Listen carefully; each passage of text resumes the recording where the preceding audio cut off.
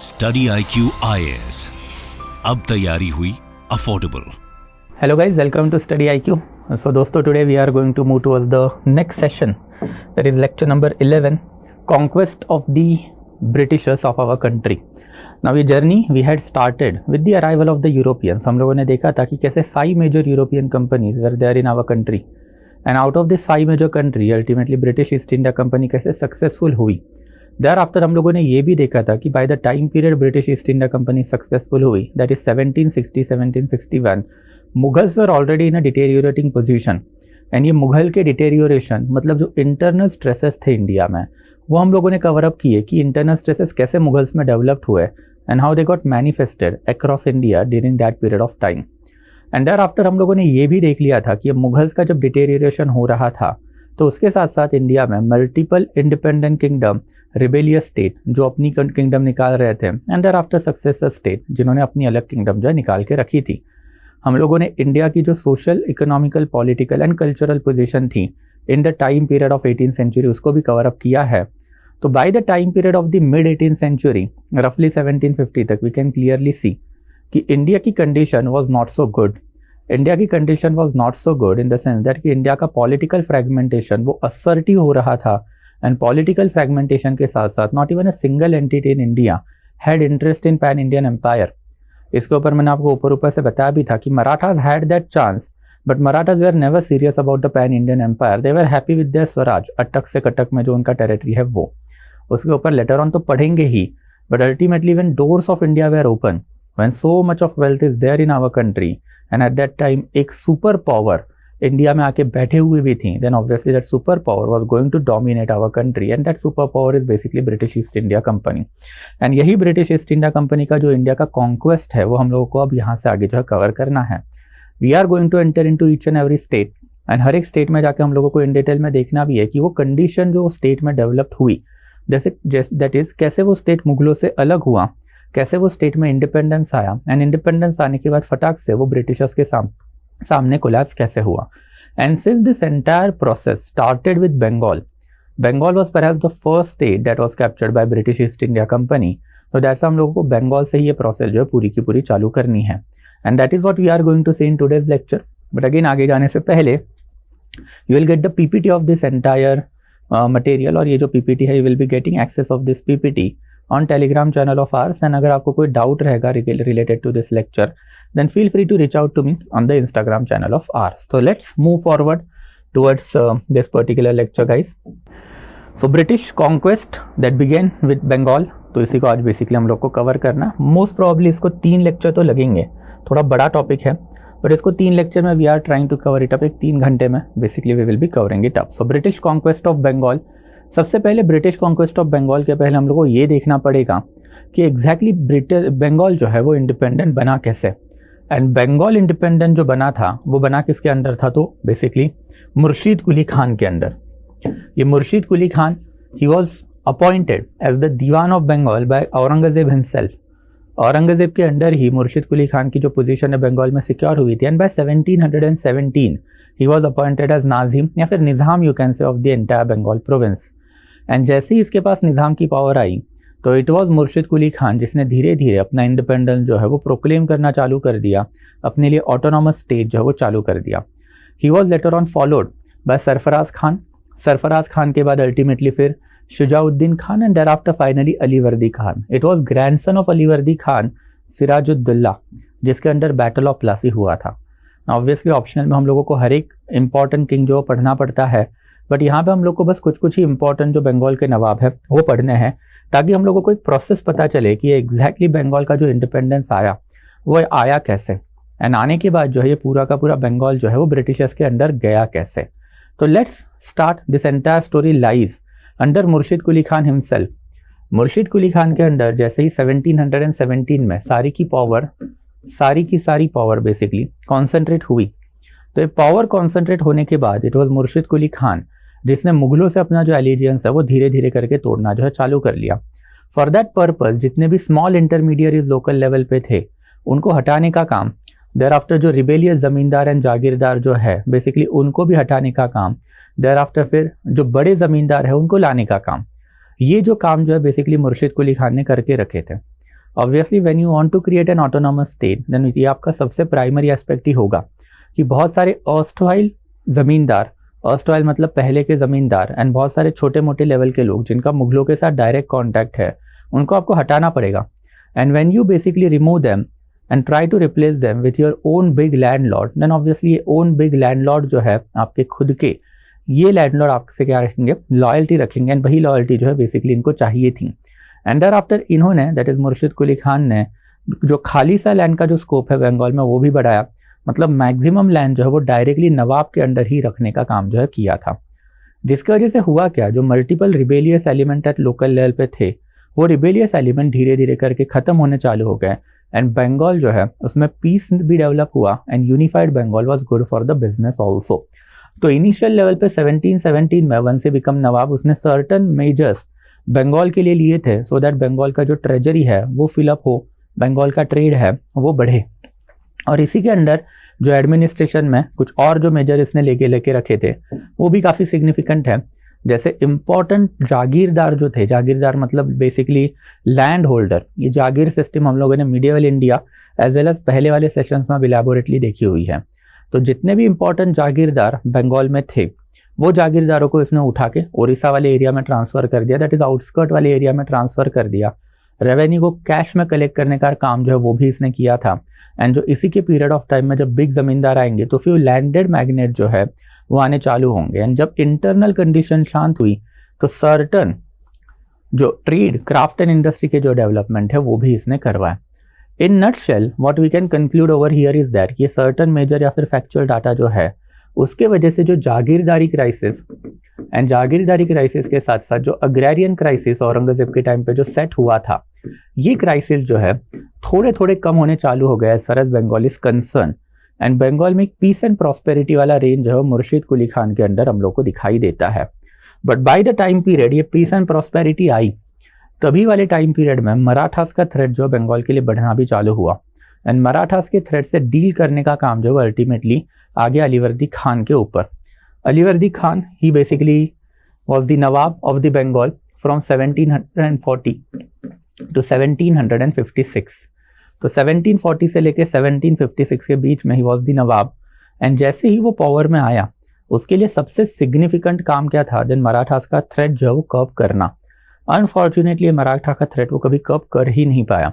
Marathas by this period of the time was one of the supreme political entity of our country and supreme political entity के सामने आपका टिकना जो है वो थोड़ा सा असंभव ही होता है. इसके साथ भी कुछ कुछ वही हुआ.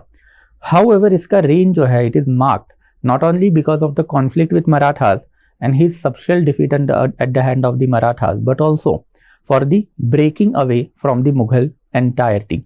तो मुगल एम्पायर से ब्रेकडाउन के लिए भी इसका जो एम्पायर जो है वो काफ़ी फेमस है, या फिर we can say that it is important aspect of his empire also, कि जितने भी इंपॉर्टेंट अपॉइंटमेंट है it was being done without consulting the central Delhi leadership.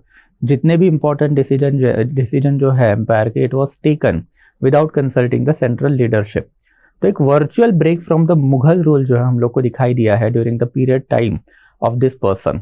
And ultimately it was during his time period Bihar, Bengal and after जो उड़ीसा वाला जो area है जो पूरा ही बंगाल प्रोविंस के अंडर आता था, इसमें basically we can clearly see कि certain sort of the imperial control जो है वो थोड़ा सा निग्लेक्ट भी हुआ.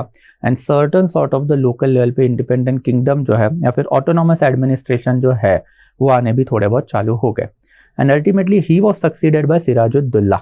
तो Sirajuddaula was basically grandson of Alivardi Khan. And Alivardi Khan जो है उसके बाद में सिराजुद्दौला का रेन जो है काफ़ी सिग्निफिकेंट है. That will be the point of contact और talking today.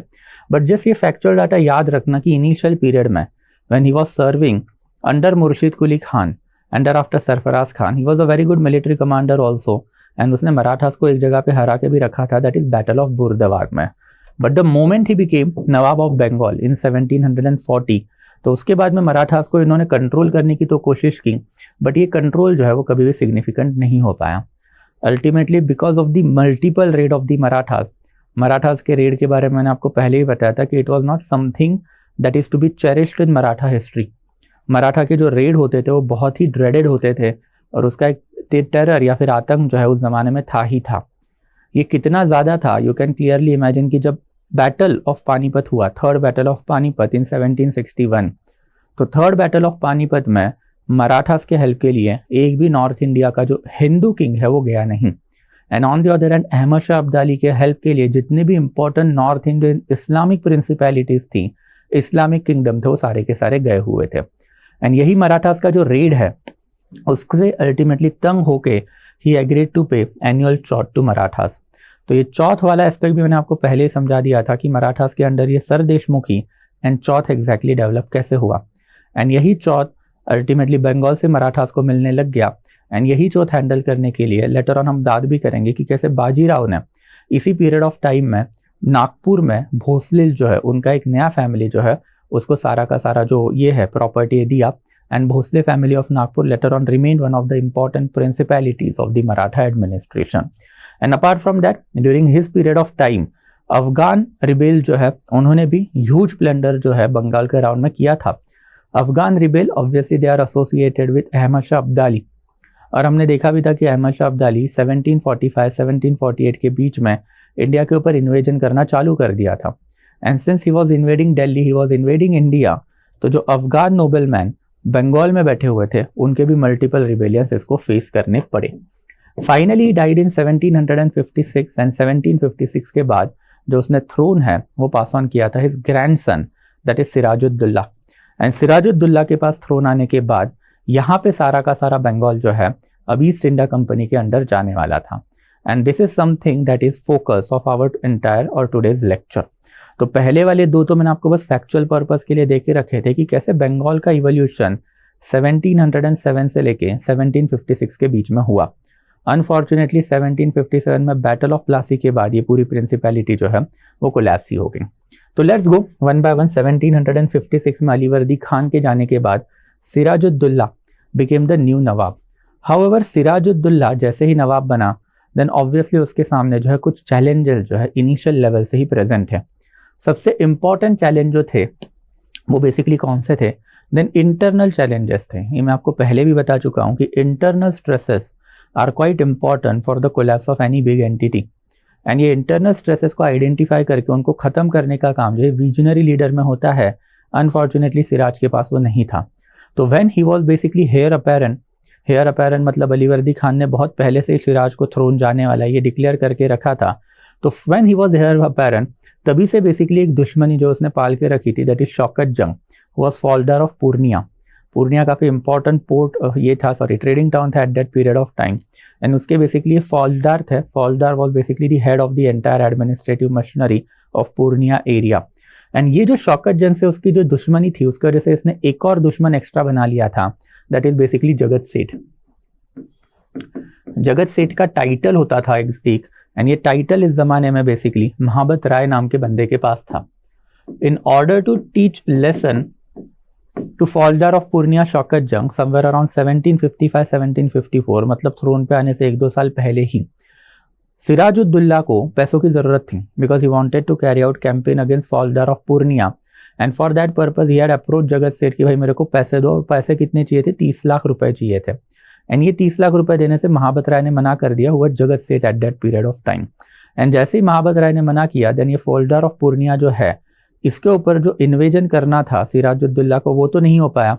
But in that capacity ultimately he ended up insulting जगत सेठ महाबत राय ऑल्सो। एंड ये दो इंपॉर्टेंट लीडर थे जिनका एक हमेशा से ही अपोज जो है किसको रहा है? इसको रहा है दैट इज सिराजुद्दौला को रहा है।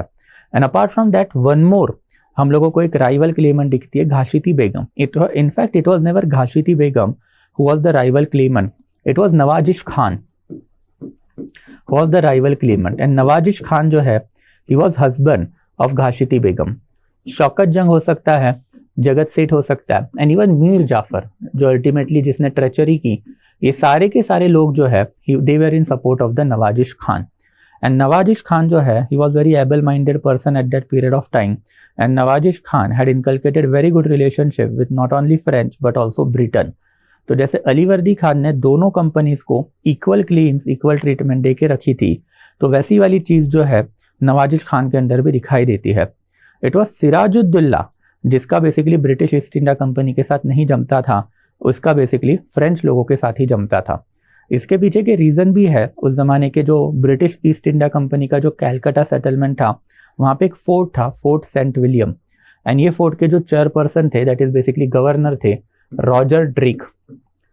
उन्होंने मल्टीपल टाइम में ईस्ट इंडिया कंपनी अपने होम गवर्नमेंट को जो खत लिखते थे उसमें मेंशन करके रखा है कि Sirajuddaula is a man of a defective character. इसके कुछ कुछ इंस्टेंसेस भी उसने देखे रखे हैं कि Sirajuddaula out of nowhere Ganga के घाट पे जो बेसिकली लड़कियां नहा रही है उनको उठा के रेप भी करता था, एंड बहुत जगह पे गंगा घाट में बेसिकली नाव में भर भर के लोगों को लेके जाता था, एंड बीच नाव में उनको बेसिकली पानी में फेंक देता था। अब वो बंदों को तैरना नहीं आता था तो they used to drown, and Sirajuddaula जो उसमें आनंद भी लेता था। And that's a Roger Drake, he never inculcated good relationship with Sirajuddaula, and he was under opinion कि अलीवर्दी खान के बाद नवाजिश खान जो है he will become the next governor general और next Nawab basically of the Bengal.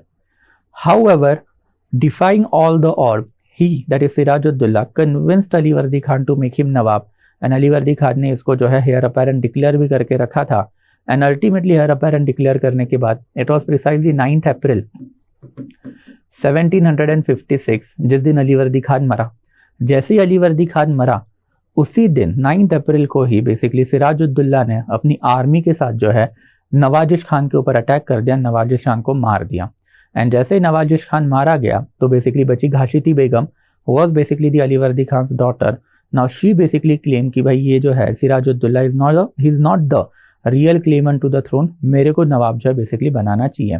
And for that purpose she had asked help to the French as well as to the Britishers. French ने help देने से मना कर दिया। ब्रिटिशर्स जो है they were sympathetic but they did not wanted to enter into this all saga at that period of time. Thereafter British challenge तो हमेशा से ही था, सिंस ब्रिटिशर्स ने राइवल क्लेमेंट को सपोर्ट करके रखा था, that rival claimant is basically Nawazish Khan. That's why Britishers जो है दे वर नेवर हैप्पी कि सिराजुद्दौला बिकेम द गवर्नर और basically nawab of the Bengal. And Sirajuddaula since he was the Nawab of Bengal, उसके साथ प्रॉब्लम जो है ब्रिटिश ईस्ट इंडिया कंपनी को पहले से ही था, specifically Roger Drake who was governor of saint Fort William at that period of time, उसको तो ज़्यादा ही था। तो ब्रिटिश प्रॉब्लम जो है वो भी यहाँ पे हम लोग को दिखाई देता है। न्यू कैपिटलिस्टिक फोर्सेस, ये भी काफ़ी सिग्निफिकेंट था। And new capitalist forces were not only Indian but also European, सारे के सारे बंगाल में during this period of time बैठे थे। फ्रेंच अपनी चंदर नागौर वाली फैक्ट्री जो है वो लेके बैठे थे। कैलकाटा वाला जो एरिया जो है ये पूरा का पूरा ब्रिटिशर्स के अंडर था, तो ब्रिटिश ईस्ट इंडिया कंपनी यहाँ पे आके बैठी हुई थी। एंड अपार्ट फ्रॉम दैट कुछ इंटरनल इंपॉर्टेंट मल्टीनेशनल कंपनी जैसे फोर्सेस जो है वो इंडिया में आ रहे थे, दैट इज कैपिटलिस्ट फोर्सेस, जिसमें सबसे इंपॉर्टेंट कोई रहेगा तो जगत सेठ। ना ये जगत सेठ जो ये टाइटल है, जगत सेठ मतलब सबसे बड़ा सेठ, पूरे वर्ल्ड का सेठ यू कैन से। एंड ये वाला जो टाइटल है सबसे पहले 1722 में देन एम्पायर मोहम्मद शाह रंगीला इसने दिया था बेसिकली मारवाड़ी ओसवाल जैन फैमिली को। तो बेसिकली ओसवाल फैमिली जो है काफ़ी फेमस फैमिली है, वेरी फेमस ट्रेडर, तो जैन ओसवाल फैमिली जो है उनको ये टाइटल था। And bye the time period of the 1756 ये वाला टाइटल जो है ये जगत सेठ वाला टाइटल एक नया बंदा दैट इज महाबत राय इसके पास आ चुका था। This Mahabat Rai was quite significant name at that period of time. British sources की माने तो महाबत राय दैट इज जगत सेठ से 1752 से लेके 56 के बीच में ईयरली 4 लाख रुपीज जो है एज अ लोन ब्रिटिशर्स लिया करते थे। एंड इसका स्टेटस आपसे इसको भी पता चलेगा कि इवन व्हेन ये जो है that is basically Sirajuddaula when he wanted to attack faujdar of Purnea, तो एट दैट टाइम उसने 30 लाख का लोन जो है महाबत राय से मांगा था। एंड ऐसा नहीं है कि महाबत राय के पास वो पैसा नहीं था, वो पैसा था बट देने से मना कर दिया because he was supporter of the Nawazish Khan. And Nawazish Khan, Shaukat Jang ये काफ़ी अच्छे दोस्त भी थे and they were supporter of the new era, or you can say that they were supporter of the Jagat Seth, and all these people they were always against Sirajuddaulah themselves। तो इस particular aspect को जो है ये young नवाब सिराजुद्दौला कभी समझ ही नहीं पाया। एंड लेटर ऑन ये बात भी करेंगे कि कैसे ये जो रिच बैंकर है उनके कॉन्स्पिरसी भी है। It was perhaps the first instance whereby indigenous bankers colluded with the multinational company that is British East India Company in order to assume power within our country। ये हुआ कैसे वो भी देखेंगे। एंड thereafter फिर एक destabilise administration जो हम लोगों को सिराज के अंदर दिखाई देता है। सिराज का जो पूरा का पूरा एडमिनिस्ट्रेशन है ये एडमिनिस्ट्रेशन हार्डली 1 साल के लिए ही चला, but with in this 1 year internal stresses जो है बहुत ही ज़्यादा लेवल पे डेवलप्ड हो गए। एंड यही इंटरनल स्ट्रेसेस जो है उसके वजह से अल्टीमेटली सिराजुद्दौला उसका इंटरनल एडमिनिस्ट्रेशन वर्चुअली कोलैप्स हो चुका था। He ended up creating many enemies within empire. आपके सबसे इंपॉर्टेंट फाइनेंसर है, उसके साथ आपकी दुश्मनी है। देयर आफ्टर आपके पास एक राइवल क्लेमेंट है घाशीती बेगम का। आप ही के टेरिटरी में French East India company and British East India company बैठी हुई है, उसमें आपने ब्रिटिश ईस्ट इंडिया कंपनी को एंटागोनाइज करके रखा है फ्रेंच ईस्ट इंडिया कंपनी को सपोर्ट करके। एंड अपार्ट फ्रॉम दैट जो आप ही के मिलिट्री कमांडर है कोर्ट में, ये मिलिट्री कमांडर भी जो है आपसे अपसेट है, जिसमें सबसे इंपॉर्टेंट नाम है मीर जाफर का, जिसके बारे में लेटर ऑन बाद भी करेंगे। But in any case ultimately ये सारे फैक्टर अगर हम लोग देखेंगे तो ये सारे फैक्टर में हम लोग को वही समझ में आता है कि सिराजुद्दौला का administration was basically precarious eight that period of time. Precarious मतलब ये एडमिनिस्ट्रेशन जो है उसमें बहुत सारे जो है गड़बड़ थे, एंड ये एडमिनिस्ट्रेशन में गड़बड़ की वजह से अल्टीमेटली बैटल ऑफ प्लासी जो वो हुआ भी। एंड यही बैटल ऑफ प्लासी के बारे में अब थोड़ी सी इन्फॉर्मेशन जो हमको लेनी है, but battle of Plassey most probably कल ही हो जाएगा। आज हमको बस बैकग्राउंड जो है वो कवर अप करना है।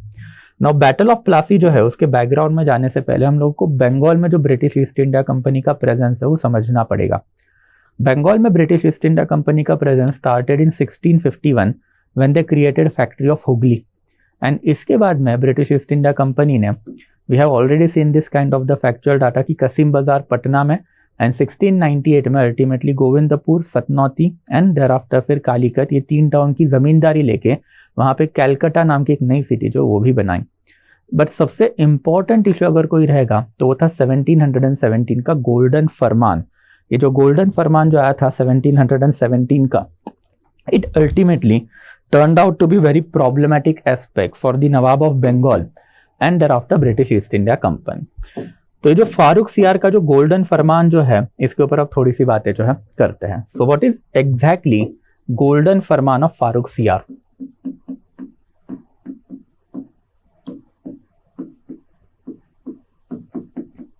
जो गोल्डन फरमान फारूक सियार ने दिया था 1717 में, it was nothing but right to issue dastak था। ये right to issue dastak exactly होता क्या है? नाउ दस्तक जो है इट इज़ नथिंग बट दस्तखत। जैसे आपको पता है कि आपके दस्तखत के बिना आपका कोई भी इंपॉर्टेंट डिसीजन जो है एडमिनिस्ट्रेशन में वो इम्प्लीमेंट नहीं होगा। तो दस्तखत काफ़ी इंपॉर्टेंट होता है, यही दस्तखत का एक क्रूड वर्जन है दस्तक।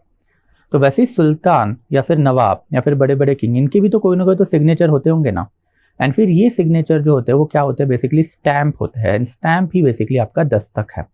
तो यूजुअली आपने देखा होगा कि बड़े बड़े किंग है वो बेसिकली फिंगर रिंग जो है पहनते हैं, एंड ये फिंगर रिंग जो है बेसिकली उसके ऊपर रॉयल इंसिग्निया हमेशा छपा हुआ रहता है कि जब जब आप किंग से मिलोगे यू हैव टू किस दिस पर्टिकुलर रिंग।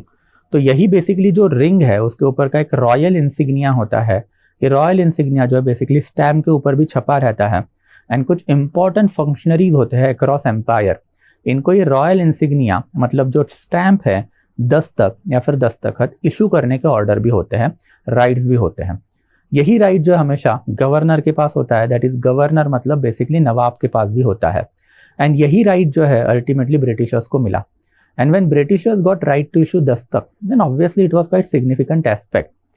तो आप सोचिए, से फॉर एग्जांपल ये बड़ा का बड़ा बंगाल है, एंड ऑब्वियसली बड़ा का बड़ा बंगाल है तो यहाँ पे बेसिकली एक ही गेट है एंट्री एंड देयरआफ्टर एग्जिट का। उस जमाने में ऐसे ही चलता था कि आप कहीं से भी पर्टिकुलर सिटी में घुस नहीं सकते थे, बड़े बड़े दरवाजे होते थे, ये दरवाजे से आपको एंट्री या फिर एग्जिट जो लेनी पड़ती थी। तो अब यहाँ से अगर आपको बेसिकली माल लेके जाना है, आपके पास 5 कार्टन है, एंड फिर ये कार्टन वाला माल जो आपके पास अंदर लेके जाना है, ये बंगाल है। अब बंगाल के नवाब का कहना है कि भाई 10% का जो ड्यूटी है आपको देना पड़ेगा अगर आपको माल अंदर लेके जाना है तो। बट अब आपके पास है राइट टू इशू दस्तक, किसके पास? ईस्ट इंडिया कंपनी के पास जो ब्रिटिश की है। तो अगर आपके पास राइट टू इशू दस्तक है, आपने ये बेसिकली इसके ऊपर जो वो दस्तक मार दिया, मतलब स्टैंप मार दिया। अब किसकी हिम्मत होगी ये गेट के ऊपर रॉयल इंसिग्निया मतलब राजा का साइन देख के वो पर्टिकुलर कार्टन के ऊपर टैक्स मारने की? And that's a right to issue dastak जो है it was nothing but virtually duty free trade across Mughal empire. अब ये ड्यूटी फ्री ट्रेड का लॉस जो है वो बंगाल के ट्रेजरी को हुआ। हाउएवर ये वाला जो लॉस जो है वो ज़्यादा सिग्निफिकेंट नहीं था, बिकॉज ट्रेड का बहुत ही कम परसेंटेज ऑफ द रेवेन्यू जो है वो ब्रिटिश ईस्ट इंडिया कंपनी से थ्रू ब्रिटिशर्स को जाता था। दूसरी और कंपनियां ब्रिटेन में बंगाल में थी, इंडिजिनियस सोल्जर या फिर इंडिजिनियस ट्रेडर जो है वो भी बंगाल में थे जो ट्रेड किया करते थे, तो वहाँ से कंपनसेट चीज़ें हो जाती थी। बट लेटर ऑन कंपनी ने क्या किया कि कंपनी के जो इंपॉर्टेंट ऑफिशियल्स हुआ करते थे, ये ऑफिशियल्स ने ये राइट टू इशू दस्तक जो है वो इवन प्राइवेट ट्रेडर्स को बेचना चालू कर दिया। ना पहले क्या होता था, से फॉर एग्जाम्पल ओके, यहाँ पे बेसिकली एक पूरी की पूरी जो है 100 kg की शुगर जो है ये पर्टिकुलर कार्टन्स में ब्रिटिश ईस्ट इंडिया कंपनी ने भरी है, जिसका जो रेट है वो 100 रुपीज़ ही है। अब ऑब्वियसली अगर ये दस्तक नहीं होते तो इसके ऊपर 10% का ट्रेड पर टैक्स पड़ता माल अंदर जाने के टाइम पे, एंड 10% का ट्रेड अगर माल अंदर जाने के टाइम पे पड़ता तो 10% इज बेसिकली 10 रुपया। तो फाइनल प्रोडक्ट आपका कितने को आएगा, 110 रुपए को आएगा। तो 110 बिकम द मिनिमम रेट। अब यहाँ पे ब्रिटिश ईस्ट इंडिया कंपनी का माल जाए, फ्रेंच ईस्ट इंडिया कंपनी का माल जाए, या फिर इवन इंडियन ट्रेडर्स का माल जो है बेसिकली यहाँ से जाए, तो सभी के लिए ये सेम ही रेट होता था by and large. And that's why फिर बंगाल के मार्केट में जो भी शुगर बिकेगी वो 110 रुपए पर 100 kg से कम तो बिक ही नहीं सकती। तो एक पैरिटी थी, एंड ये पैरिटी जो है बेसिकली काफ़ी इंपॉर्टेंट भी थी कि जिसकी वजह से ट्रेड जो काफ़ी फ्लरिशिंग था। अब क्या हुआ कि जैसे ही राइट टू इशू दस्तक आ गए तो आपको ये 10 रुपए जो एक्स्ट्रा नहीं भरने पड़े, मतलब आपका माल जो वो 100 रुपीज़ में अंदर जा रहा है, बट बाकी के लोगों को जो है बेसिकली वो 10 रुपए एक्स्ट्रा भरने पड़ रहे, तो दूसरे लोगों का माल जो है वो 110 रुपए का हो गया। तो वो 110 से नीचे कम में बेच ही नहीं सकते, जबकि ईस्ट इंडिया कंपनी उनका माल 100 रुपए का ही है तो वो 100 का 105 करके बेचे, कोई फर्क नहीं पड़ने वाला। एंड इन दैट कैपेसिटी धीरे धीरे कंपनी की मोनोपोली जो है वो बंगाल के मार्केट पे होनी चालू हुई। ये मोनोपोली तो हुई ही, बट मोनोपोली के साथ साथ जब बाकी के ट्रेडर्स ने भी ये देखा तो बाकी के ट्रेडर मतलब French and thereafter Indian trader ये कंपनी के ऑफिशियल्स को ब्राइब देना चालू कर दिया कि भाई वो जो दस्तक जो है वो हमारे कार्टन्स पे भी मार दो, हमारे कार्टन्स के ऊपर भी अगर आप मार दोगे तो XYZ अमाउंट ऑफ मनी हम आपको देंगे, ताकि हमारा जो माल जो है वो भी क्या कहे सस्ते में जो है बंगाल के अंडर आ जाए। तो बंगाल को है इसका दोगुना लॉस हुआ कि सबसे पहले ब्रिटिश ईस्ट इंडिया कंपनी की मोनोपोली बनी, एंड सेकेंड इंपॉर्टेंट थिंग जो अदर साइड से रेवेन्यू आ रहा था, अदर ट्रेडर से रेवेन्यू आ रहा था, वो भी जा रहा था। And that's why this right to issue dastak जो है it always remain problematic in between Bengal का Nawab and British East India company. British East India company के ऊपर हमेशा से बंगाल के नवाब का एक फोर्स रहा है कि आपको राइट टू इशू दस्तक चाहिए तो लो, बट इसका मिसयूज जो है वो रोको। आप सिर्फ अपने लिए इस्तेमाल करो ना, आप बाकी के ट्रेडर के लिए क्यों इस्तेमाल कर रहे हो? उनको बेचने का जो बेसिकली प्रैक्टिस आपने चालू रखा है ये प्रैक्टिस आप बंद करो, एंड ये प्रैक्टिस आप जब तक बंद नहीं करोगे तब तक हम आपके साथ जो है अच्छे रिलेशन नहीं मेंटेन कर सकते। और यही स्टैंड इवन सिराजुद्दौला ने लेके रखा हुआ था। तो ये 1717 ऑनवर्ड जब ये गोल्डन फरमान आया फारूक सीआर का राइट टू इशू दस्तक इसने ब्रिटिश ईस्ट इंडिया कंपनी को दे दिया, तो उसका इम्पैक्ट हम लोग को बंगाल के पॉलिटिक्स में जो है नजर आता है। सबसे पहले एब्यूज ऑफ ट्रेड, ये British East India company and Sirajuddaula का सबसे प्राइमरी एरिया ऑफ कॉन्फ्लिक्ट था। इसके साथ साथ नेक्स्ट एरिया ऑफ कॉन्फ्लिक्ट जो है वो है basically fortification of Calcutta. Fortification of Calcutta मतलब समवेयर अराउंड 1756 ही 1756 में अभी देखा था कि अप्रैल में सिराजुद्दौला जो है he became the Nawab, and Nawab बनने के साथ साथ इसी पीरियड ऑफ टाइम में बंगाल का जो ईस्ट इंडिया कंपनी था, British Bengal East India company, उन्होंने अपना फोर्ट विलियम जो है उसको फोर्टिफाई करना चालू किया। फोर्टिफाई मतलब बेसिकली उसकी ये जो होती है दैट इज रिपेयर जो होता है वो चालू किया इन एंटिसिपेशन कि एक नया एंग्लो फ्रेंच स्ट्रगल जो यूरोप में होने वाला है। एंड फिर हमने ये देखा भी था कि एक्चुअल में स्ट्रगल हुआ भी, जिसको 7 ईयर वॉरफेयर बोला जाता है, एंड जिसमें बैटल ऑफ वैंडीवॉश में ultimately French East India company got defeated. However यहाँ पे भी हम लोगों को एक गड़बड़ देखी है कि सेंट फोर्ट विलियम जो है उसका अगर आपको फोर्टिफिकेशन करना है तो लोकल नवाब की परमिशन लगेगी, एंड सिराजुद्दौला जो है नया नवाब बन चुका था, but British East India company इनके लोकल गवर्नर थे सेंट फोर्ट विलियम के Roger Drake again, he was of the opinion कि हम लोग को सिराजुद्दौला से परमिशन लेने की ज़रूरत नहीं है, वी डोंट थिंक कि सिराजुद्दौला जो हम लोग के ऊपर अटैक करेगा, and he started fortification on his own. जैसे उसने फोर्टिफिकेशन चालू किया तो as we have just discuss कि it was French East India company जिनके सिराजुद्दौला के साथ संबंध काफ़ी अच्छे थे। तो चंदर नागौर वाला जो सेटलमेंट है फ्रेंच ईस्ट इंडिया कंपनी का, उसके डायरेक्टर और उसके गवर्नर जनरल का नाम था जीन्स लॉ। उसने कंप्लेंट कर दी सिराजुद्दौला के पास, and Sirajuddaula took it as a offence because he was the Nawab and उसके परमिशन के बिना British East India company fortification कर रहा है एंड फिर फ्रेंच ईस्ट इंडिया कंपनी ने अब मदद भी मांगी and French East India company पहले से ही सिराज के साथ अच्छे रिलेशन कल्टीवेट करके बैठी हुई है। तो that's why Sirajuddaula ultimately decided that he will himself go to look into the matter and somewhere around June 1756 he besieged Calcutta. Calcutta को बिसीज करने के बाद Roger Drake was the first person to run away but Calcutta fell and पूरा कैलकटा जो है वो सिराजुद्दौला ने अपने अंदर जो है ला दिया। लाने के बाद जो है बेसिकली सिराजुद्दौला ने यहाँ पे एक मानिक चंद नाम का अपना एक लोकल ट्रेडर था, उसके हाथ में पूरे कैलकटा का एडमिनिस्ट्रेशन दे दिया and after he return back to Murshidabad.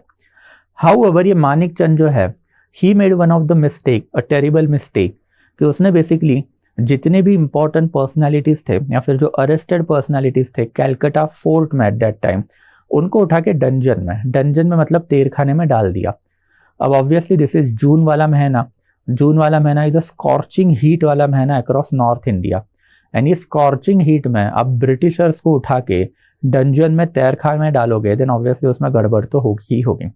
इसमें मल्टीपल वर्जन हमारे पास अवेलेबल है but the most important version जो है हमारे पास available is basically the contemporary Bengal के जो नवाब थे उनके अकाउंट, जिसके अकॉर्डिंग रफली 21 पीपल ही मरे हुए, उससे ज़्यादा नहीं मरे हैं। तो 21 से लेके 30 लोग ही मरने के एविडेंसेस हमारे पास है। बट जो रिपोर्ट लंदन में छपे ब्लैक होल ट्रेजेडी के, ये ब्लैक होल ट्रेजेडी जो है बेसिकली इसको नाम लंदन में ही मिला था एंड लंदन के जो बेसिकली टाइम्स मतलब जो डेली थे न्यूज़पेपर थे, उन्होंने बढ़ा चढ़ा के ये इवेंट है वहाँ पे पेश कर दिया एंड फिर जो ये डिजिट जो लंदन में छपा था it was more than 120 130, but actual digit हमेशा 21 से 30 के बीच में था, not more than that. But ये डिजिट जैसे ही लंदन में छपा then you need to understand the gravity is that कि लंदन में जैसे ही रिपोर्ट छपे देन ये कंपनी के लिए was not a good optic. Company ultimately private enterprise थी, उनके स्टॉक्स उनके शेयर्स मार्केट में जा चुके थे एंड जब शेयर्स आपके मार्केट में रहेंगे और ऐसी नेगेटिव न्यूज़ अगर आपकी कंपनी के खिलाफ छप रही है तो it will be damaging and that's ultimately east India company decided कि मद्रास में बैठा हुआ उनका one of the significant person जिसने पूरा का पूरा उनका एम्पायर मद्रास का ड्यूप्लिस के अगेंस्ट जाके बचाया हुआ था, दैट इज रॉबर्ट क्लाइव, उसको भेजा जाए कहाँ पे, देन ऑब्वियसली बंगाल में। हुआ भी वही कि ब्रिटिश पब्लिक ओपिनियन जो है जैसे ही चेंज होनी चालू हो गई, कंपनी के ऊपर प्रेशर बना एंड कंपनी ने अल्टीमेटली रॉबर्ट क्लाइव जो है उसको ऊपर दैट इज बंगाल की तरफ भेजा।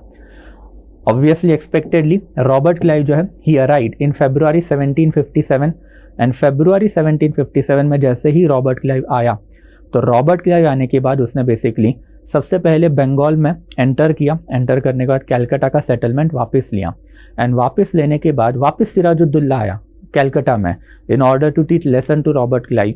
बट अल्टीमेटली जो माइनर स्कर्मिशेस हुए समवेयर अराउंड 5 फरवरी 1757, वो माइनर स्कर्मिशेस में ultimately Sirajuddaula realise that he is of no match to the actual might of the Britishers, that is Robert Clive and his army, and ultimately एक peace treaty sign हुई, that is Alinagar. ये Alinagar is nothing but Calcutta itself।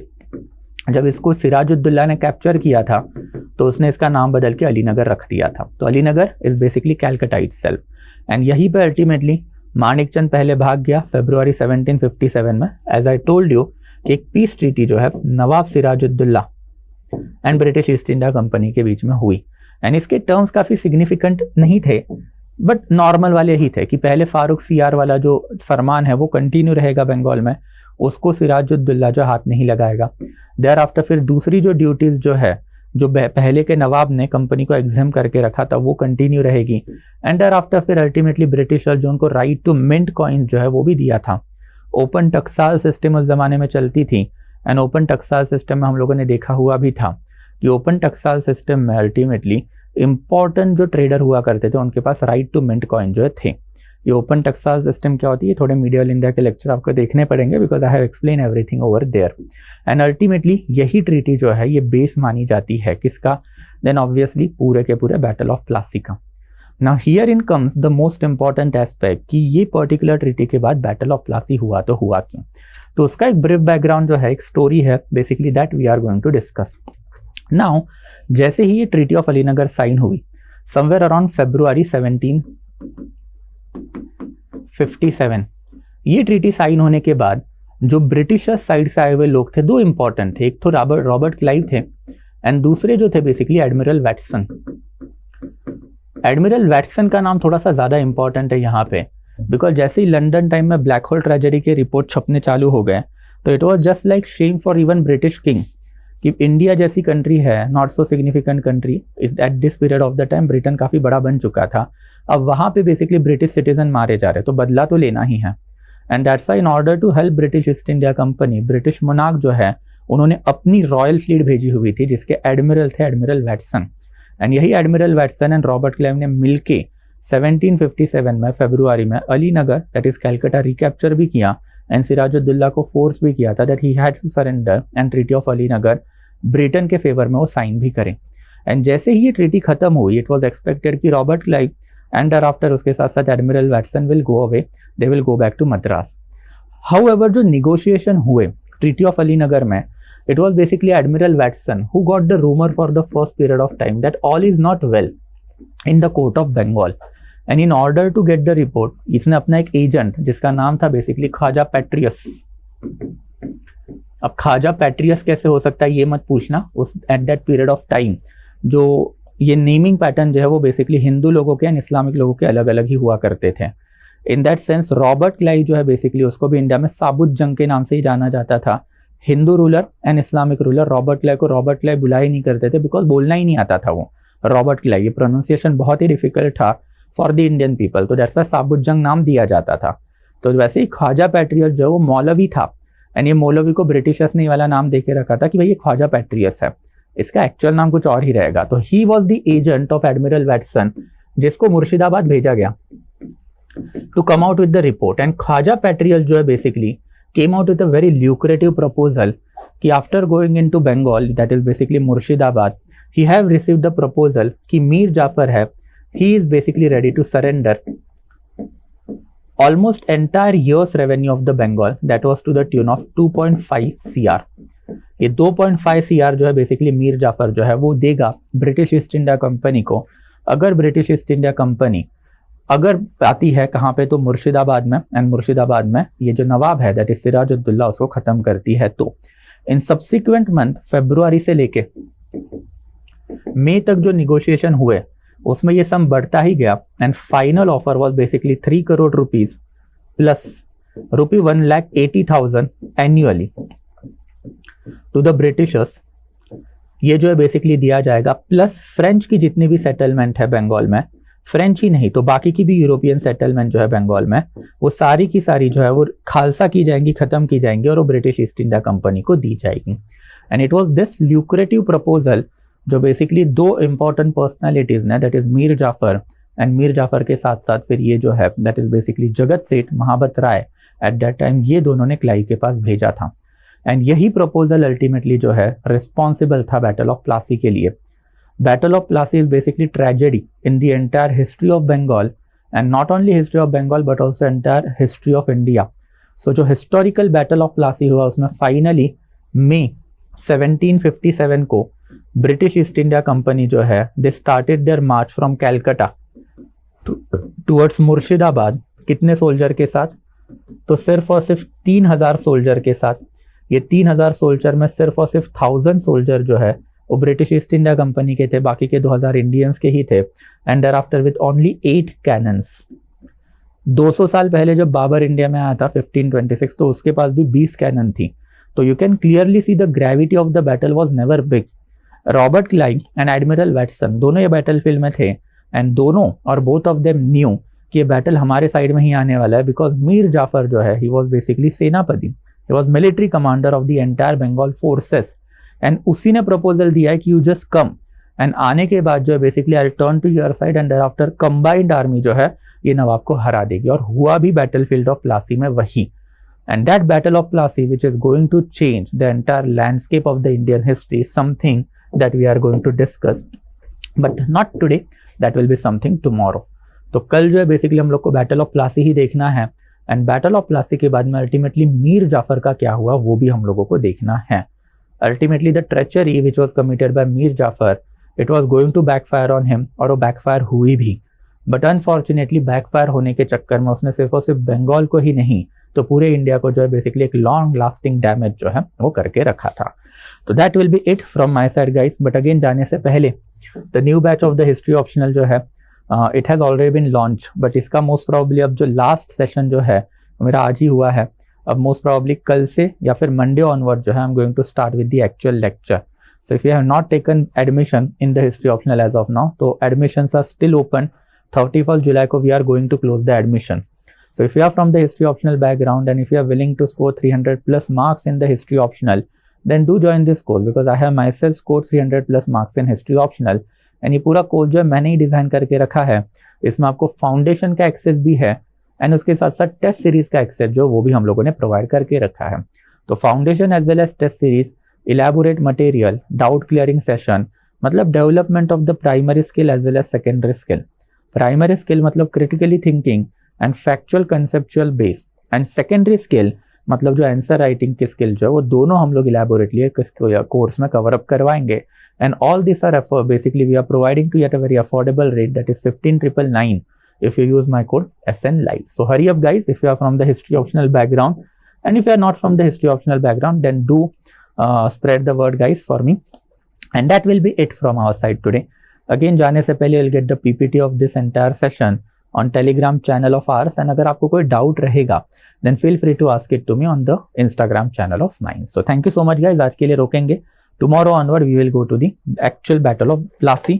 Battle of Plassey के बाद हम लोग को Mir Jafar cover up करना है, एंड thereafter परसों वाला जो लेक्चर है उसमें we are going to cover the battle of Buxar and the conquest of the Bengal, जो पूरा का पूरा ब्रिटिशर्स ने कैसे कवर अप किया। तो that will be something for the tomorrow and day after tomorrow. So I will be stopping the session now. Thank you so much guys, thank you. Study IQ IAS, अब तैयारी हुई affordable.